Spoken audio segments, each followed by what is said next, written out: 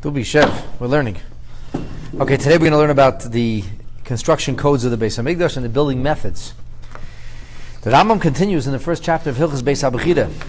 This is from Halacha Ches, from Halacha 8 and onwards. Kishaboinin ha'heichel v'ha'azorah. When we build a heichel, this is the structure which houses all of the activities of the Beis Hamikdash and the azorah, the courtyard. Boinim avonim gedolot, to huge, large stones. That's rule number one. What happens if you can't find large stones? Well, then you can use bricks, which means man-made stones. But ideally, the Beit HaMikdash are made of natural stone, and when you look at the Kotel, it's exactly what you see. Ve'ein mefatzlin is avnei habinyan bahar habayit. However, the stones may not be hewn or chiseled on the mountain itself. Ella, rather, all of that work happens mibachutz, outside, off-site. And after the stones are formed and chiseled and scored, then we can bring them into the construction site and we can begin the actual building of the Beis HaMikdash. So the first thing we have to know about the construction code is that absolutely no noise, no banging, no chiseling, no breaking of stone was heard on the Temple Mount during its construction.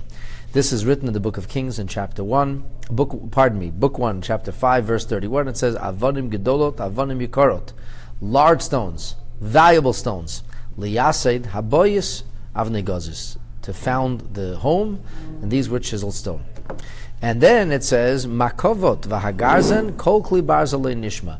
No hammers, no chiseling tools. None of that was heard v'hi banoto when it was built. So you have to imagine this. There's actually a description of the building of the Beis Hamikdash. Something like 90,000 workers laboring at the same time. And it's absolutely silent. You usually think of a construction site, there's an enormous amount of clanging and banging, and here it was all stones being fitted one onto the other, but everything was quiet because all of that work had to be done off-site. So the first thing we know about the construction code is absolutely none of the formation of the stones can be done on the actual mountain. Now, as far as another construction code is, ein boidim be'etz boilet klol. We don't use any kind of revealed wood. It's oiba avonim. The Beis Hamikdash is built either of stone or bilvenim, or bricks, or it could be plaster, cement. We also don't make achsadrois. Achsadrois can be porches or porticos, which are made of eitz, of wood, at all. Ella, shal avonim, or shal avenim. Only wood, stone, or brick.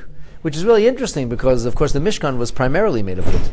And nonetheless, when it comes to the actual Mikdash, the permanent sanctuary of the Jewish people, no wood could be used. And the reason that's given is because in those days, we were not the only ones who had a sanctuary. There were other people who had sanctuaries and temples, and one of their favorite practices was to plant trees.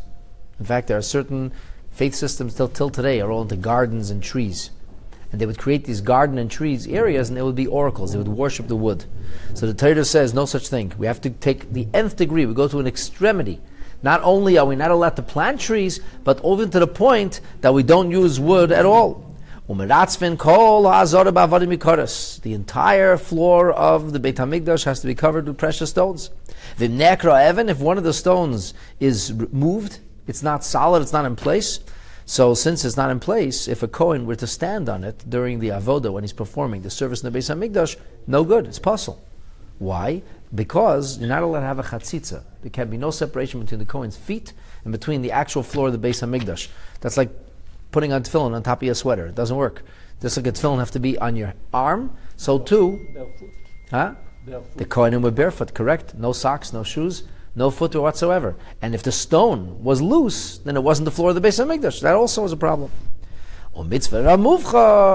Now, so these are codes. You want to know about building methodology? Here's the ideal way to build a Beis HaMikdash. L'chazek es habinyan.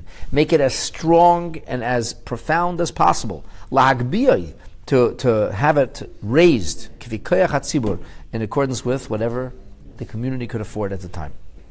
As it says, l'roimeim, to glorify, to exalt, as Beis Elokeinu, the house of our Lord. The Rambam says, that's a quote from the book of Ezra in the 9th chapter, the Rambam says,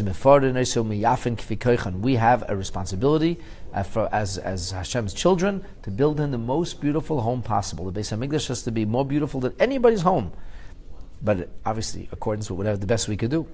If you could coat the whole building in gold, the Rambam says, great, then that was done. Anything you could do, to make it more glorious, more wondrous, more magnificent, anything, harezu mitzvah, that is part of the mitzvah, and that is an appropriate and a holy thing for us, Bnei Yisrael, to do.